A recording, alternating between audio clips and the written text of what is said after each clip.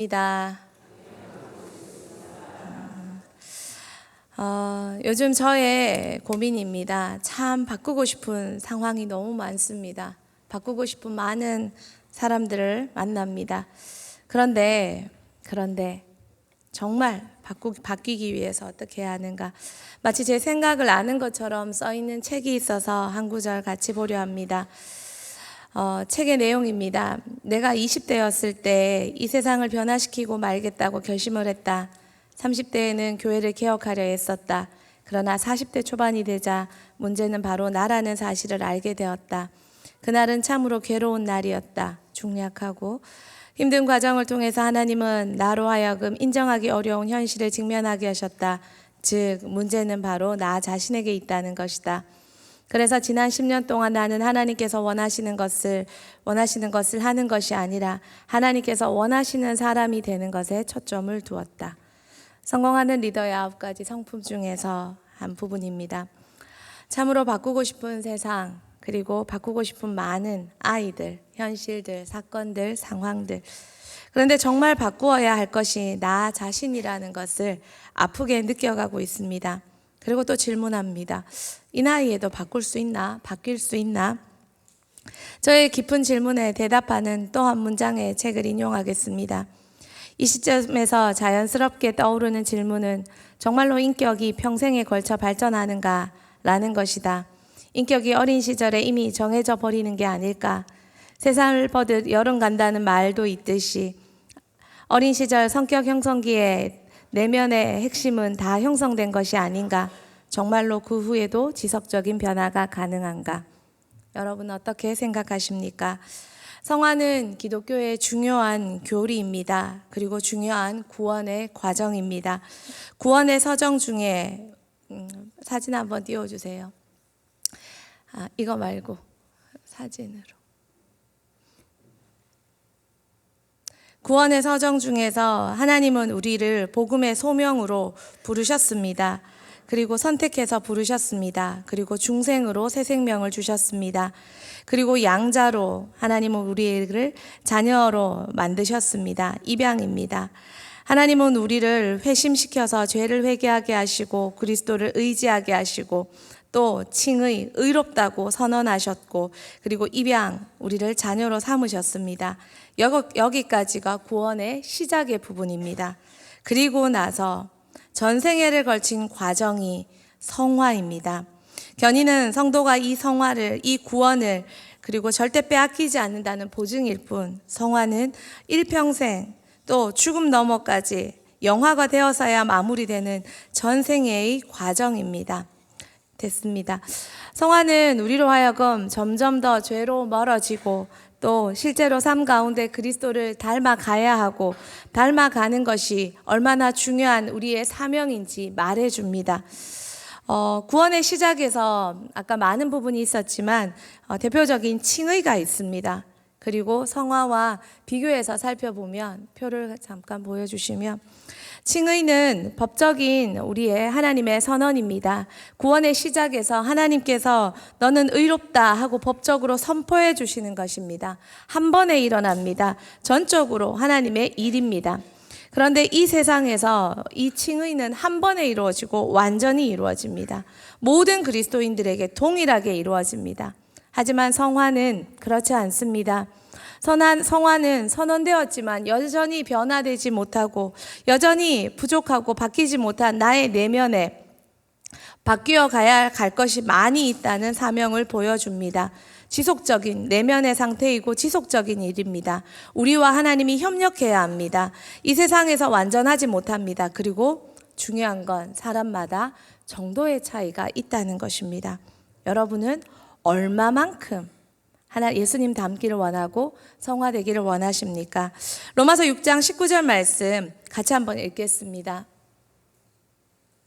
너희 육신이 연약함으로 내가 사람의 예대로 말하노니 전에 너희가 너희 지체를 부정과 불법에 내주어 불법에 이른 것 같이 이제는 너희 지체를 의에게 종으로 내주어 거룩함에 이르라. 이제는 너희 지체를 의에게 종으로 내주어 거룩함에 이르라. 거룩함에 이르러 가라는 것입니다. 성경이 우리에게 성화를 말한다면 우리는 계속 자랄 이유가 있고 자랄 약속이 있습니다.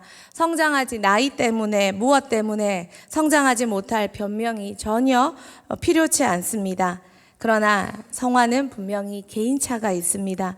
성화는 예수님의 재림 때 완성되고 이 땅에서 완성될 수 없습니다. 이 땅에서 계속 성장해 가야 합니까? 예, 성장해 가야 합니다. 그것이 우리의 사명입니다. 구원의 성화에서, 구원의 서정에서 성화가 우리에게 성장의 해답을 제시해 줍니다. 나이 들어 안 돼, 이래서 안 돼, DNA가 이래, 이런 환경에서 안 돼, 못 배워서 안 돼 라고 말할 이유가 전혀 없다는 것입니다. 또 누군가가 바뀌길 기다리고 있는 것도 핵심을 놓친 것입니다.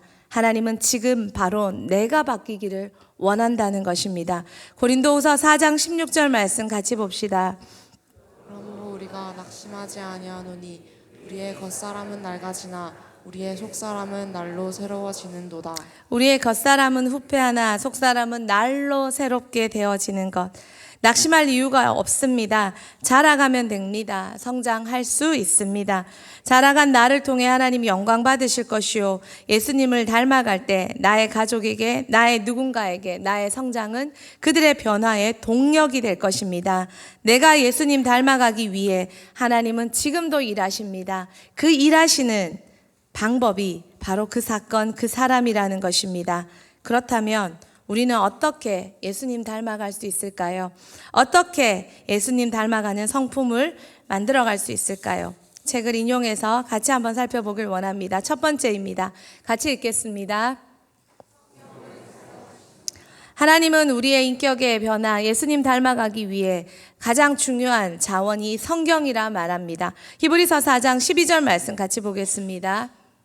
하나님의 말씀은 살아있고 활력이 있어 좌우의 날선 어떤 검보다도 예리하여 혼과 영과 및 관절과 골수를 찔러 쪼개기까지 하며 또 마음의 생각과 뜻을 판단하나니.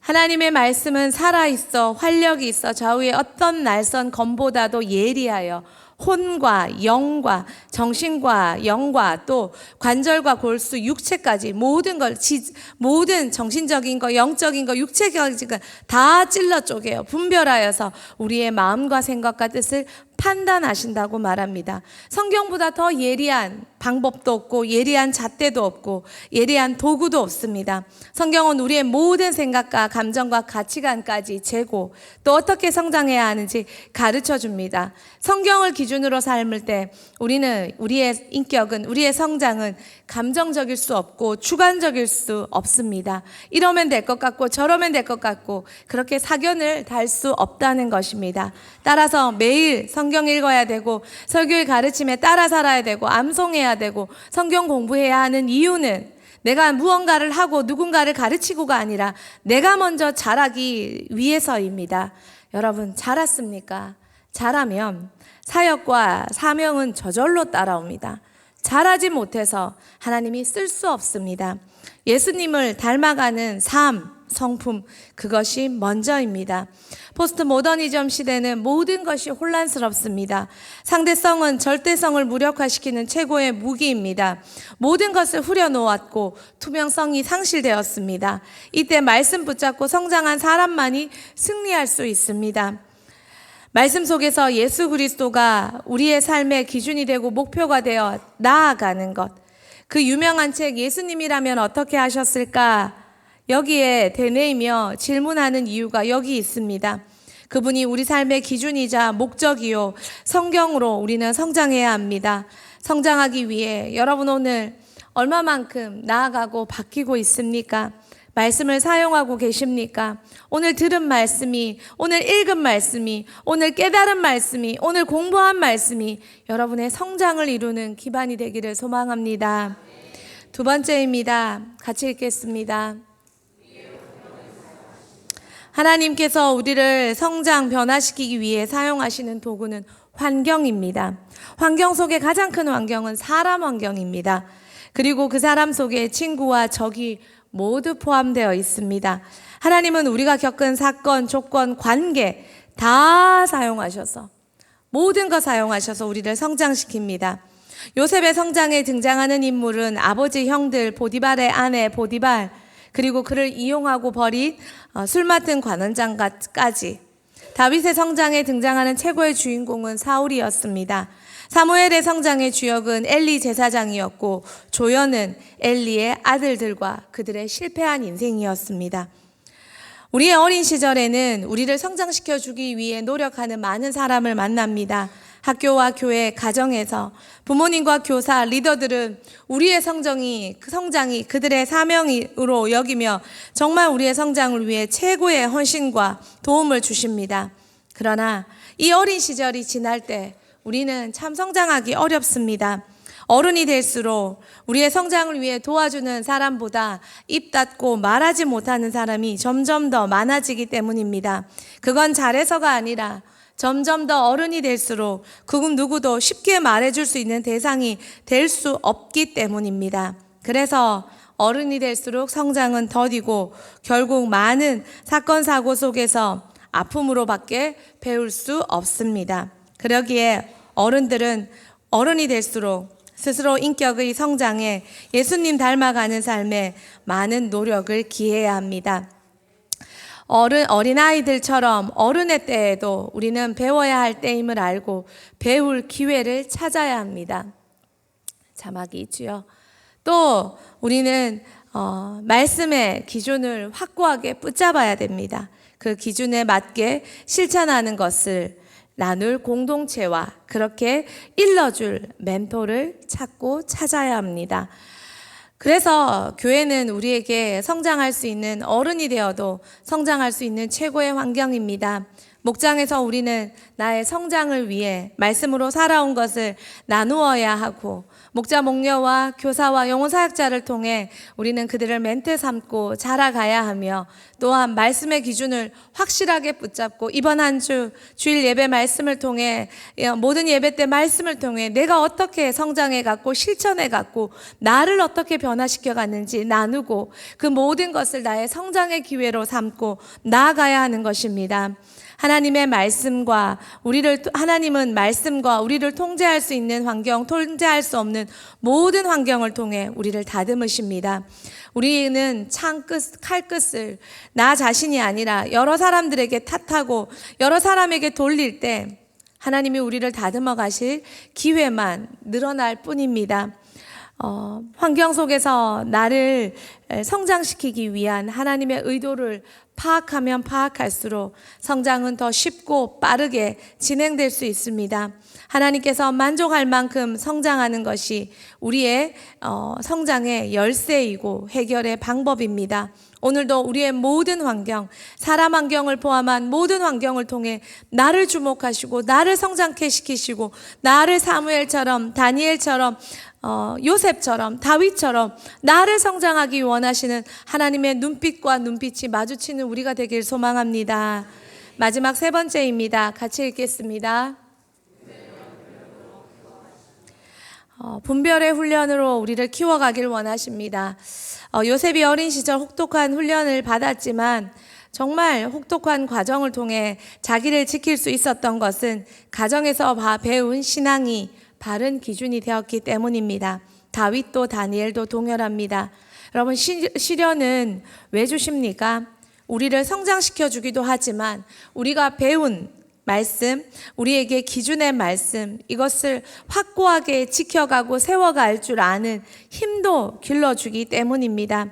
원칙에 맞는지, 그렇게 살 때 하나님 함께 해주시는지, 또 그렇게 하지 못할 때 어떤 아픔을, 또 어떤 고통을, 어떤 회개를 경험하게 하는지, 그러면서 우리는 분별력을 키워갑니다. 많은 청년들이 세상에 나아가면서 분별력 훈련을 배웁니다. 처음에는 좋아 보여 따라갑니다. 그러다가 쓰러지고 자빠지고 이용당하고, 그러면서 더 빨리 깨달으면 좋겠는데, 그러면서 정말 우리가 배운 말씀, 진리의 말씀, 이것이 얼마나 확실하고 분명한 것인지 깨닫고 알게 됩니다. 그리고 또한 무엇이 사단의 공격이요 유혹인지 깨닫게 됩니다. 원칙대로 사는 삶, 그것은 어렵습니다. 그러나 그렇지 않을 때 더 큰 대가 지불이 있다는 것, 세상의 도전과 유혹을 이길 힘을 세상 속에서 배워갑니다. 이 일이 나에게 왜 일어나게 하셨는지 바른 하나님을 알고 바른 관계를 가진 사람, 또 진리에 대해 바른 확신을 가진 사람은 원망과 탓이 아니라 그 모든 것을 도전으로 받아들이고 성장으로 나아가서 연합과 화목을 이루어낼 줄 알게 됩니다. 말씀에 대한 바른 기준, 거기에 따른 바른 분별력의 훈련을 키워가는 것이 성장입니다. 분별력 훈련은 마지막 때 가장 중요한 훈련이요, 리더의 중요한 덕목입니다.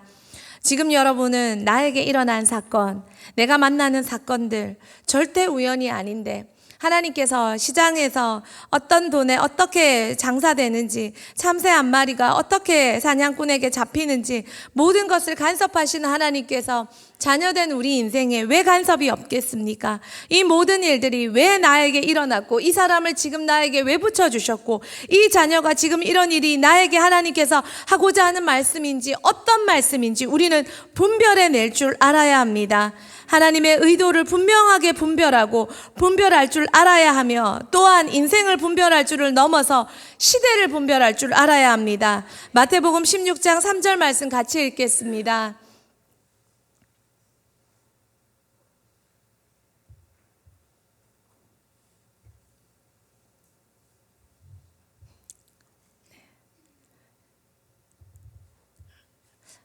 제가 읽어보겠습니다. 아침에 하늘에 붉고 흐리면 오늘은 날이 굳겠다 하나니 너희가 날씨는 분별할 줄 알면서 시대의 표적은 분별할 수 없느냐. 하나님 앞에서 시대를 분별할 줄 아는 사람이 필요합니다. 리더는 더욱 그렇습니다. 정치, 경제를 보며 세상의 사건, 사고를 보며 쯔쯔쯔해서 끝나는 것이 아니라 하나님의 의도와 마지막 때 하나님께서 어떤 일을 해가시기를 원하시는지 우리는 분별할 줄 알아야 합니다. 쓰임받기보다 사역보다 중요하고 먼저인 것은 그런 사람이 되는 것입니다.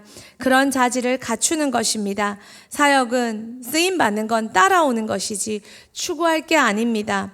먼저는 바꾸고 싶은 많은 환경과 그런 사람을 만날 때마다 나의 변화를 먼저 요청하시고 매일매일 삶에서 말씀해 주시는 말씀을 따라 내가 먼저 바뀌기를 원하시는 하나님의 의도를 먼저 아는 우리가 되기를 소망합니다. 바뀐 사람이 필요합니다. 날마다 새로워져가는, 성화되어져가는 사람이 필요합니다. 말씀을 마무리하겠습니다. 숙련된 조정사 한 명을 양성하기 위해 많은 돈과 시간과 노력이 필요합니다. KF-16 전투기가 있습니다. 사진은 있나요? 안 돼요. 네. KF-16 전투기가 있습니다. 이 전투기 조정사를 키우기 위해 123억이 필요하다고 합니다. F4 팬텀 조정사를 키우기 위해서는 135억의 돈이 필요하다고 합니다. CN235 수송기 조정사를 키우기 위해서는 150억 원이라는 비용이 들어간다고 합니다. 그러나 돈보다 더 중요한 건 이렇게 많은 비용이 들어가지만 비행 훈련 과정에서도 상당히 과혹한 시간들, 어려운 훈련이 있기 때문에 중도 탈락자가 너무 많다는 것입니다. 또 이렇게 열심히 훈련을 마쳐도 적성과 그 사람의 훈련 상태에 따라서 비조정으로 분류되는 사람도 절반 이상이라는 것입니다. 또한 비행 시간도 적과 항공기의 경우 250에서 300시간이 필요하지만 대한항공의 경우 1000시간 이상의 비행 시간의 경력을 가진 자만이 쓸 수 있다고 합니다. 한 명의 파일럿을 키우기 위해 엄청난 돈과 시간과 노력과 적성과 실력과 이 모든 게 어우러져야만 한 명의 파일럿을 키워낼 수 있습니다. 그래서 이렇게 키워진 파일럿은 수백억 대의 비행기보다도 더 소중한 존재가 되는 것입니다. 그래서 비행기가 추락할 때가 되면 위험이 있을 때 비행기조차도 버리고 파일럿은 비행기를 버리고 살아남아야 할 특별한 사명이 있다는 것입니다. 우리도 이 모든 걸 복음으로 바뀌어서 우리의 인생, 우리의 삶, 복음으로 바뀌어서 성령과 함께 복음으로 누군가를 바꿀 수 있는 사람, 파일럿보다 더 소중한 하나님 나라의 중요한 자산, 영혼 사역자가 되는 우리가 되기를 소망합니다. 바뀐 사람만이 바꿀 수 있습니다. 바꿔라, 바꿔라, 바뀌어라, 바뀌어라. 이렇게 말하는 많은 사람들 속에서 정말 바꿀 수 있는 사람, 바뀐 사람입니다. 복음으로 여러분과 제가 먼저 바뀌어서 성령으로 먼저 바뀌어서 모든 사람을 어떤 사람을 붙여줘도 바꿀 수 있는 하나님 나라의 파일럿보다 더 중요한 자산이 되어서 악하고 음란한 세대 하나님 영광을 위해 함께 다음 세대와 함께 바뀌어가는 우리 모두가 되기를 축복합니다. 같이 찬양하겠습니다.